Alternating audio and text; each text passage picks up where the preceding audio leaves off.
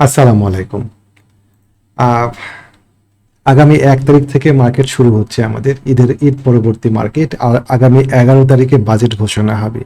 তো আমরা যদি এর আগের অতীত মার্কেটগুলো দেখি, অতীত সময়গুলো দেখি, তাহলে আমরা দেখতে পাবো জুন থেকে শুরু করে সেপ্টেম্বর মাস পর্যন্ত এই 3 মাস মার্কেট ভালো থেকেছে। 2025-এ আমরা মার্কেট ভালো দেখেছি, 2024-ও মার্কেটকে আমরা ভালো দেখেছি। 23 সালে মার্কেট ফ্লোর প্রাইজের কারণে ফ্ল্যাট একটা মুভ ছিল, ওই সময় এটা বোঝা যায়নি যে মার্কেট ভালো না খারাপ। কিন্তু তারপরে যদি আমরা 22-21 সালের দিকে যাই, সেখানেও আমরা দেখতে পাবো যে বেশিরভাগ সময়ই জুন থেকে সেপ্টেম্বর এই সময়টাতে মার্কেট ভালো ছিল। এবং যদি আমরা 10 বছরের রেকর্ড ঘাঁটি, তাহলে দেখতে পাবো যে এই টোটাল সময়টাতে প্রায় 75%, 80% সময়ই মার্কেট ভালো ছিল জুন থেকে সেপ্টেম্বর। আমরা আশা করছি 2026 সালেও মার্কেট জুন থেকে সেপ্টেম্বর এই সময়টাতে বেশ ভালো থাকবে। এবং আমি বরাবরই আপনাদেরকে বলে আসছিলাম যে মার্কেটকে আমরা আস্থায় রাখবো, মার্কেটকে আমরা ভরসায় রাখবো। সেই আস্থা এবং সে ভরসার ফল নিশ্চয়ই আমরা এখন পাবো। তবে মার্কেট 5350 এই একটা রেজিস্ট্যান্সের মুখে আগামী ঈদের পরে পড়তে যাচ্ছে।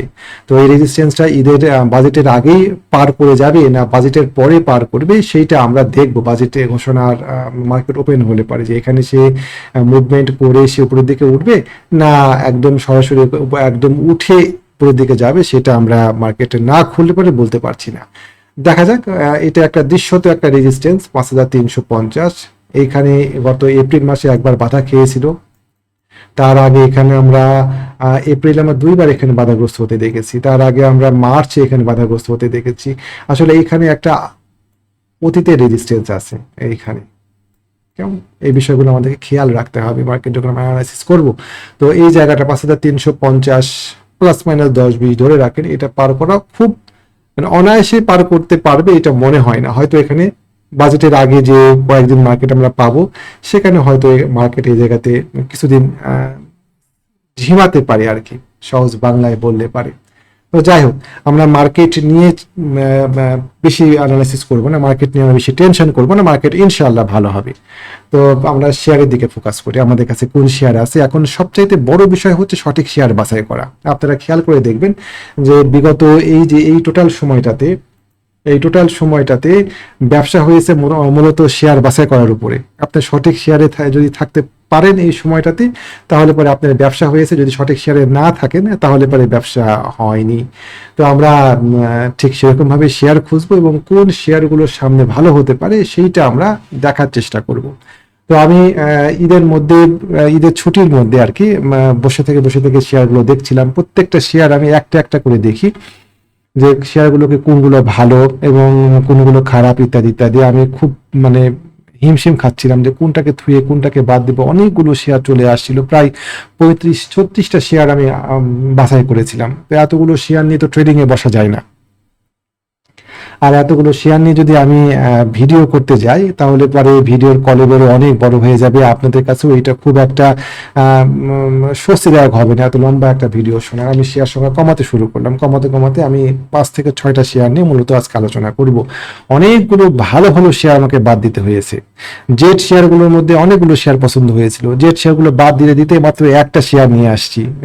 সেটা হচ্ছে জ্বালানি খাতের লুভরেফ। অথচ জ্বালানি খাতে জিবিবি পাওয়ার একই পজিশনে ছিল, এটাকে বাদ দিতে হয়েছে। তারপরে তালু স্পিনিং ছিল, এটাকে বাদ দিয়ে দিয়েছি। ওয়াই ম্যাক্স ছিল, এটাকে বাদ দিয়ে দিয়েছি। অ্যাপোলো ইস্পাত ছিল, এটাকেও বাদ দিয়ে দিয়েছি। বাছাই করলাম শুধুমাত্র এলআরবিডি। তো এরকম অনেকগুলো শেয়ার বাছাই করে আমি লো পেড থেকে একটা শেয়ার নিয়েছি।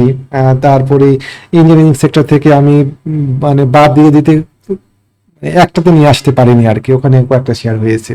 আইটি সেক্টর থেকে আমি 2-একটা শেয়ার নিয়েছি, নিয়ে আমি একটা লিস্ট বানিয়েছি, আপনার সাথে শেয়ার করবো। সেটা আসে চলেন। প্রথমে আমরা প্রকৌশল খাতের কেডিএস শেয়ারটাকে একটু দেখব। কেডিএস শেয়ারটা একটা চমৎকার মুভ দিয়েছে এই জায়গাতে, এবং আমাদের এখানে প্রচুর ভলিউম হয়েছে। কেমন, এই ব্যাপক ভলিউম ইন্ডিকেট করে এই শেয়ারটাতে স্মার্ট মানির অ্যাক্টিভিটিজ আছে, এবং শেয়ারটা কারেকশনে আসছে। কারেকশনে আসার পরে শেয়ারটা আবার সেকেন্ড র্যালি করার চেষ্টা করে পারে নাই, বাধাগ্রস্ত হয়েছে এই জায়গাতে। এখানে আমাদের একটা টপ আছে, কিন্তু মূল সাপ্লাই এবং ডিমান্ড এরিয়াটা আছে আমাদের এই 48 টাকা 60 পয়সা লেভেলে। আমরা যদি দীর্ঘমেয়াদী তাকাই তাহলে সেটা দেখতে পাবো সাপ্তাহিক চার্টে। আমাদের মূল এইটা হচ্ছে সাপ্লাই এবং ডিমান্ড এরিয়া, সাপ্লাই এবং ডিমান্ড এরিয়া। এইটা আমরা যদি এটাকে আরো টানি তাহলে আমরা এটাকে পাবো। তাহলে আমরা একটা সুদীর্ঘ সময় প্রায় 10 বছরের একটা সাপ্লাই এবং ডিমান্ড এরিয়া, সেটা 48 টাকা 50 পয়সা। এটা আমরা এখন দেখবো যে কি অবস্থা ডেইলি চার্টে। ডেইলি চার্টে আমাদের এই লেভেলটা ব্রেকআউট হয়ে গিয়েছে। ব্রেকআউট হওয়ার পর দেখেন ও ব্রেক ডাউন করার পরে এই জায়গাতে রিটেস্ট করে আবার উপরের দিকে উঠে গিয়েছে। উঠে গিয়ে সে ডবল বটম তৈরি করে সে আবার এই জায়গাতে টেস্ট করতে আসছে নেকলাইন। সো এটা একটা সাপোর্ট এরিয়া। ডেফিনেটলি আমরা আগামী 1 তারিখে যখন মার্কেট ওপেন হবে আমরা দেখব যে এখানে একটা পজিটিভ ক্যান্ডেল আমরা পাই কিনা। যদি পজিটিভ ক্যান্ডেল পাই এখানে ডেফিনেটলি এন্ট্রি আসে, এবং সেই এন্ট্রিতে আপনি এন্ট্রি নেবেন কিনা সেই কৌশল, সেই স্ট্র্যাটেজি আপনার থাকবে। কতগুলো শেয়ার আপনি এখানে এন্ট্রি দিবেন, আপনার স্লিপিং পয়েন্ট কতটুকু হবে, কতগুলো টাকা আছে, কতগুলো শেয়ার কিনবেন, এই বিষয়গুলো আমরা এখানে আপনি নিজে এখানে ঠিক করবেন। আমরা স্লিপিং পয়েন্ট ঠিক রেখে শেয়ার কিনবো।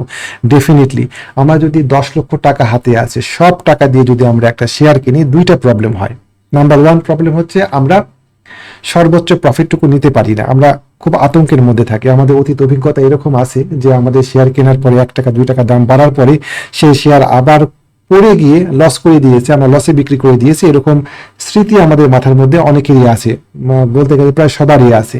ওই স্মৃতি আমাদেরকে আতঙ্কিত করে দেয় যে আমি 10 লক্ষ টাকা দিয়ে শেয়ার কিনেছি, কত প্রায় 20,000 শেয়ার কিনেছি, এই শেয়ারটা মাত্র 1 টাকা দাম বেড়েছে, যদি আবার পড়ে যায় আমরা আতঙ্কে 1 টাকা লাভে শেয়ারটা বিক্রি করে দিই,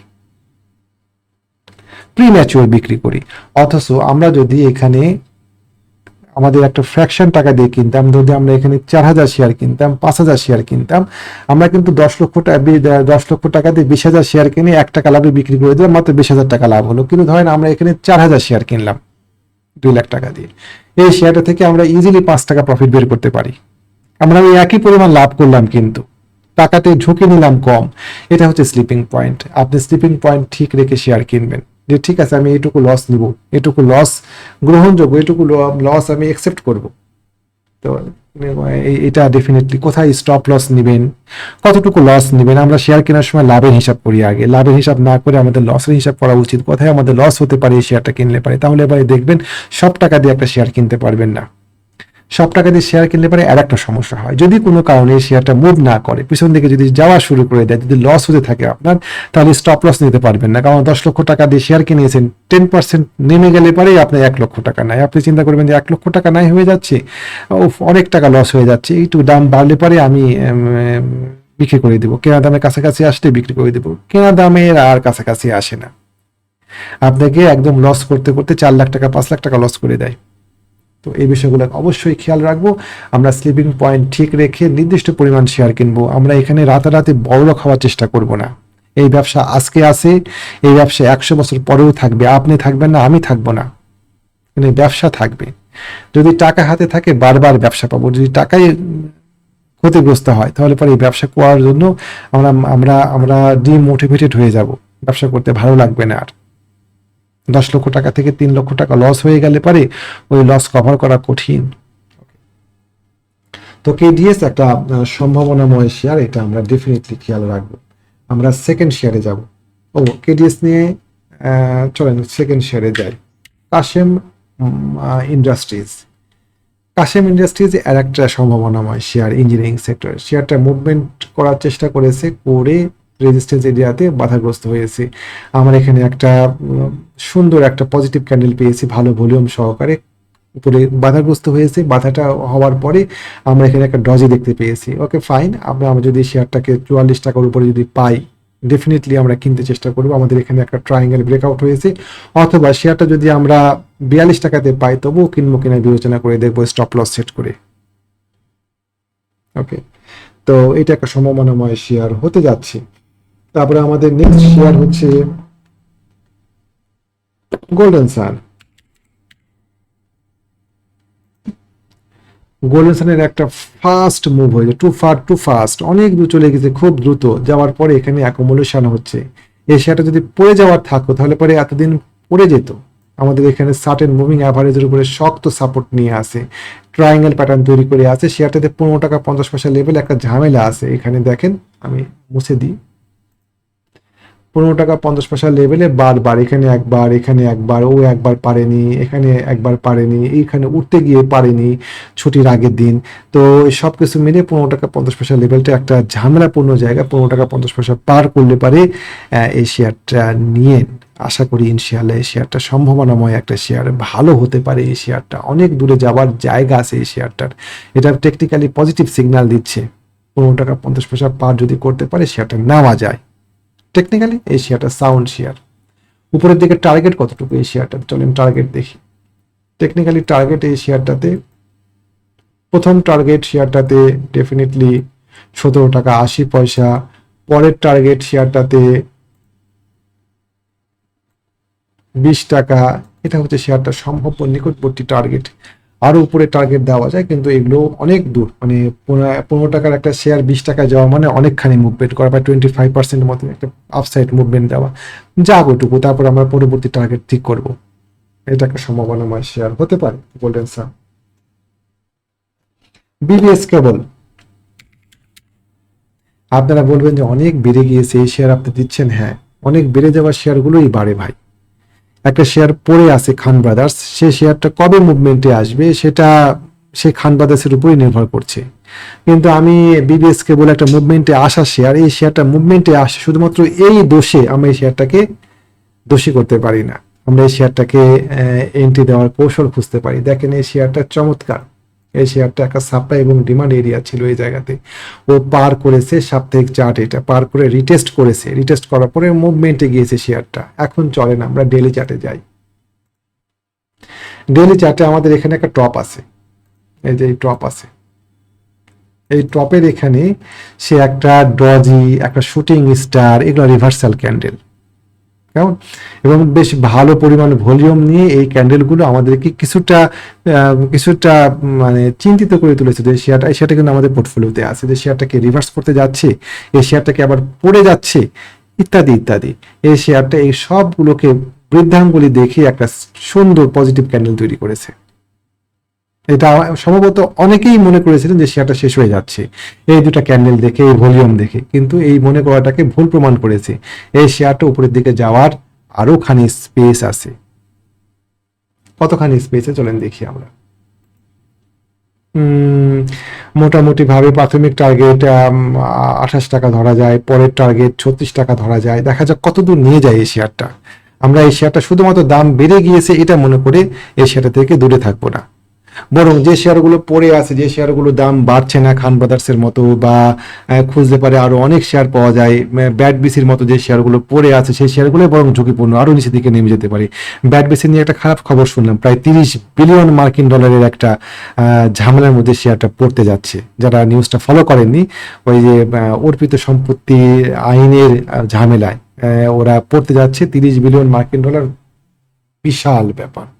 এটা পরিশোধ করার মতন সামর্থ্য ওদের আছে কিনা আল্লাহ মালুম, কোম্পানিটাই থাকে কিনা শেষ পর্যন্ত বাংলাদেশে, এটাও একটা চিন্তার বিষয়।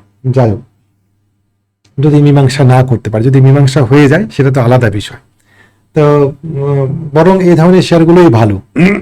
সরি, এই ধরনের শেয়ারগুলো সামনের দিকে আগানোর স্পেস থাকে অনেক, মুভ করা যায়, মুভ মানে গতিশীল শেয়ার আর কি। সরি, গ্যারেজ থেকে বের হয়ে যাওয়া শেয়ার, আমরা গ্যারেজে থাকা শেয়ার নিতে চাই না। ওকে, বিবিএস কেবল গেল। প্রকৌশল খাতের শেষ একটা শেয়ার নিয়ে আলোচনা করবো, এটা হচ্ছে লো পেডাপের share, BD Autocar. BD Autocar, so sorry,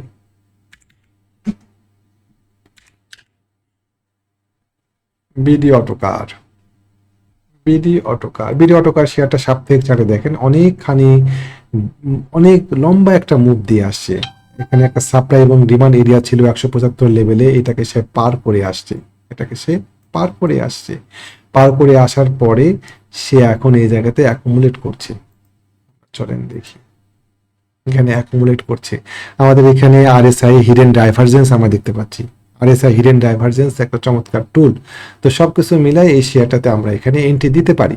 এই শেয়ারটা 214 টাকা থেকে 240 টাকার মধ্যে ঘোরাফেরা করছে। এখন যদি শেয়ারটা কিনেন 240 টাকা, ইনশাআল্লাহ আশা করা যায় পাওয়া যেতে পারে খুব শীঘ্রই। তবে যারা কিনতে একটু ভয় পাচ্ছেন বা একটু রক্ষণাত্মক, তারা 240 টাকা পার করে কিনেন, কনফার্ম এই শেয়ারটাতে একটা পজিটিভ মুভ পাওয়ার কথা ইনশাআল্লাহ। কিনবেন কি কিনবেন না সেই সিদ্ধান্ত ডেফিনেটলি আপনাকে নিতে হবে। স্লিপিং পয়েন্ট কি জিনিস আমি আপনাদেরকে বুঝিয়ে দিয়েছি, কতগুলো টাকা আছে আপনার কাছে, কতগুলো শেয়ার কিনবেন, এই বিষয়গুলো আপনাকে ঠিক করতে হবে। ঠিক করে আপনি এই শেয়ারটাতে এন্ট্রি নিতে পারেন বিডি অটোকার।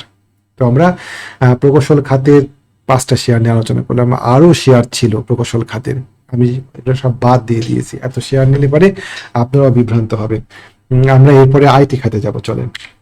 আইটি খাতে যদি আমাকে বেস্ট শেয়ারটা বাছাই করতে বলেন তাহলে পরে ডেফিনেটলি অগ্নি সিস্টেম।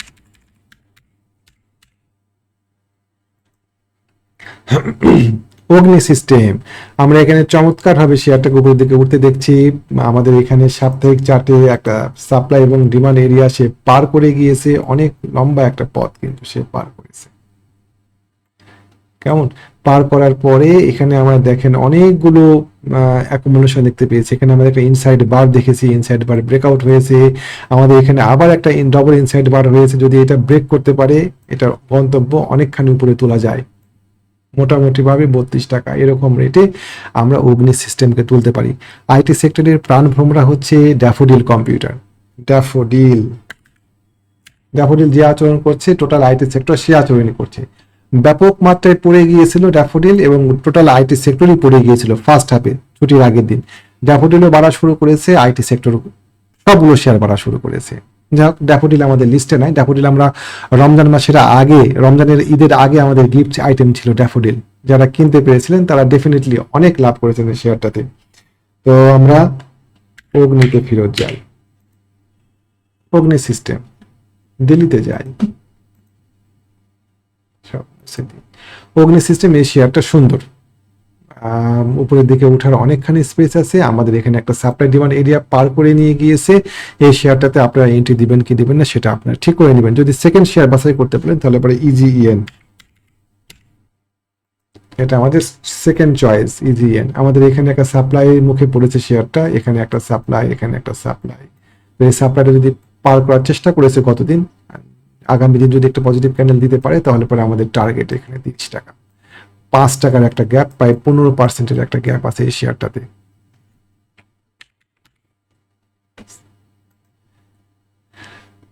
থার্ড চয়েস হচ্ছে আইএসএম, এটা বি ক্যাটাগরি একটা শেয়ার।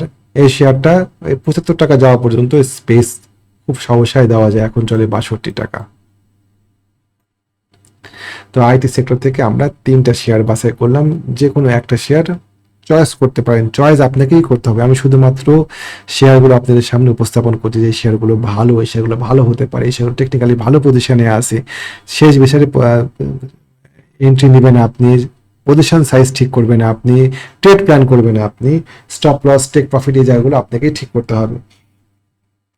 তো মোটামুটি আমরা আইটি সেক্টর গেল, আমরা চয়েন এবার ফার্মা সেক্টরের একটা শেয়ার নিয়ে আলোচনা করি। সালভো এই সালভো শেয়ারটা নিয়েও আমরা এন্ট্রি দিতে পারি এখনই। এই শেয়ারটা চমৎকার, আমাদের একটা সাপ্লাই এবং ডিমান্ড এরিয়াটা পার করে গিয়েছে। পার করে যাওয়ার পরে শেয়ারটা এখানে একটা চমৎকার, আমরা যদি ডেইলি চার্টে যাই তাহলে আমরা দেখতে পাবো যে এই শেয়ারটাতে আমরা আপসাইড রিজেক্ট ক্যান্ডেল, মানে এই শেয়ারটাতে যে স্মার্ট মানি আছে সে স্পষ্টতই চাচ্ছে না সাধারণ পাবলিক যাক। এখানে আমরা একটা রিজেকশন ক্যান্ডেল দেখতে পাচ্ছি, এখানে একটা রিজেকশন ক্যান্ডেল দেখতে পাচ্ছি। এই রিজেকশন ক্যান্ডেল দিয়েই শেয়ারটা উপরের দিকে উঠছে। এখানে যে ক্যান্ডেলগুলো আছে সেই ক্যান্ডেলগুলোতে ভলিউম নাই। আমাদের যে মুভিং অ্যাভারেজ আছে সেই moving average, short term moving অ্যাভারেজটাকেও সে ব্রিজ করতে পারেনি। এই শেয়ারটা উপরের দিকে ওঠার অনেকখানি স্পেশাল, যারা একটু রক্ষণাত্মক তারা অন্তত পক্ষে এই লেভেলটা পার করলে এন্ট্রি দেন।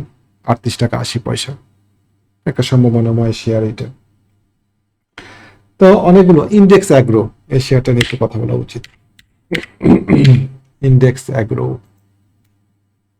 অ্যাগ্রো এই শেয়ারটাও দেখেন চমৎকার, আমাদের এখানে একটা সাপ্লাই এবং ডিমান্ড এরিয়া সে পার করে গিয়েছে। প্রত্যেকটা মুভিং অ্যাভারেজের উপরে সে অবস্থান করছে। এই শেয়ারটা যদি আগামী দিন এখানে একটা ডবল ইনসাইড বার তৈরি হয়ে আছে, ডবল ইনসাইড বার ব্রেকআউটে আপনারা এন্ট্রি দিতে পারেন এই শেয়ারটাতে, জাস্ট ছোট্ট একটা স্টপ লস নিয়ে। 71 টাকা 80, 71 টাকা 50 পয়সা সম্ভাবনাময় শেয়ার। তো মোটামুটি অনেকগুলো শেয়ার নিয়ে কথা বললাম। টেক্সটাইল খাতের একটা শেয়ার নিয়ে কথা না বললেই না, সেটা হচ্ছে কুইন সাউথ।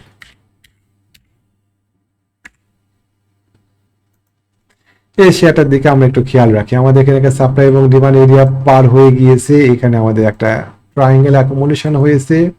এই অ্যাকুমুলেশন শেষে যদি শেয়ারটা উপরের দিকে টান দেয় তাহলে পরে আমরা এখানে শেয়ারটাতে নিতে পারি এন্ট্রি।